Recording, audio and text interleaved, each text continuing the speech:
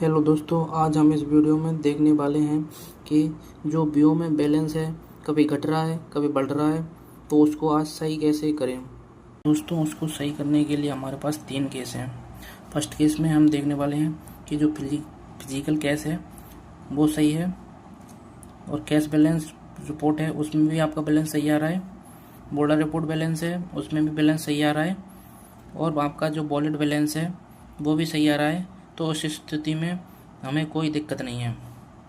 दोस्तों, दिक्कत वाली बात है जो सेकंड केस में है। जो आपका फिजिकल बैलेंस है वो सही आ रहा है, लेकिन कैश बैलेंस रिपोर्ट में आपका बैलेंस सही नहीं आ रहा है और बॉर्डर रिपोर्ट में भी आपका बैलेंस सही आ रहा है, लेकिन वॉलेट बैलेंस में आपका बैलेंस सही नहीं आ रहा है। तो इस स्थिति में हमें वॉलेट में एडजस्टमेंट करना होगा। वॉलेट में एडजस्टमेंट करने के लिए मैं आपको बताने वाला हूँ अभी थोड़ी देर में। जैसा कि आपको पता है कि हम सेकंड केस के बारे में बात कर रहे हैं। हम देखेंगे कि मेरा फिजिकल बैलेंस है वो है 31,959 रुपये और कैश बैलेंस रिपोर्ट में मेरा बैलेंस आ रहा है 31,859 रुपये, जबकि बॉर्डर रिपोर्ट में मेरा बैलेंस आ रहा है 31,959 रुपये। लेकिन वो जो वॉलेट बैलेंस है उसमें मेरा आ रहा है 21,859 रुपये। तो मेरा टोटल डिफरेंस बन के आता है 10,100 रुपये। तो इस बैलेंस को हम वॉलेट एडजस्टमेंट करने वाले हैं। वॉलेट एडजस्टमेंट करने के लिए सबसे पहले हमें लॉगिन करना होगा। लॉगिन करने के बाद सिंपली हमें डेबिट करना होगा। डेबिट के लिए कंफर्म कर देना। डेबिट होने के बाद वॉलेट एडजस्टमेंट करने के लिए सिंपली हमें काउंटर ऑपरेशन में जाना है। काउंटर ऑपरेशन में जाने के बाद मिसलेनियस सर्विस ले लेनी है। मिसलेनियस सर्विस में लेने के बाद सेलेक्ट पेमेंट डिस्क्रिप्शन ले लेना है। उसके लिए हमें वॉलेट एडजस्टमेंट रिसिप्ट ले लेना है। वॉलेट एडजस्टमेंट रिसिप्ट लेने के बाद जो आपका डिफरेंस बैलेंस आ रहा है वो ले लेना है। जैसे कि मेरा आ रहा था 10,100 रुपये, जो मैं इसमें डाल रहा हूँ अभी। इसमें डालने के बाद सिंपली आपको सबमिट ले लेना है।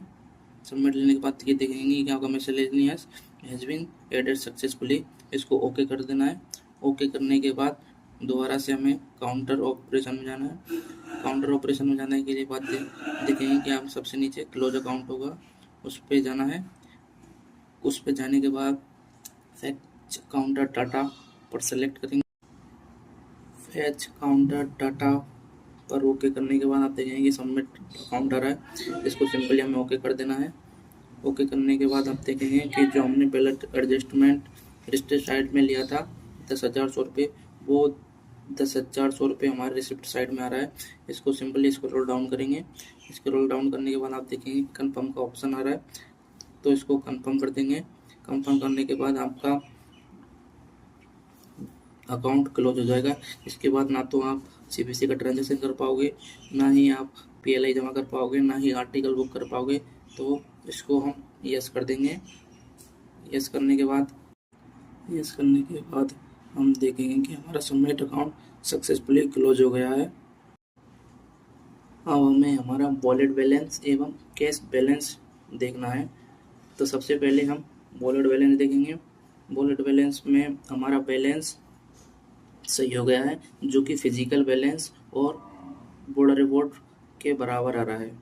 इसके बाद हमें सिंपल ओके कर देना है। अब हमें हमारा कैश बैलेंस रिपोर्ट देखनी है। उसके लिए हमें कैश एंड स्टाम्प पे जाना है। कैश एंड स्टाम्प पे जाने के बाद कैश बैलेंस में जाना है। कैश बैलेंस में जाने के बाद सिंपली आज की डेट सेलेक्ट करनी है और फैच कर देना है। फैच करने के बाद हम देखेंगे कि हमारा जो बैलेंस है, जो क्लोजिंग बैलेंस है, वो हमारा फिजिकल बैलेंस, वॉलेट बैलेंस और बॉर्डर रिपोर्ट के बराबर हो गया है। तो इस तरह हमने वॉलेट एडजस्टमेंट करना सीख लिया था।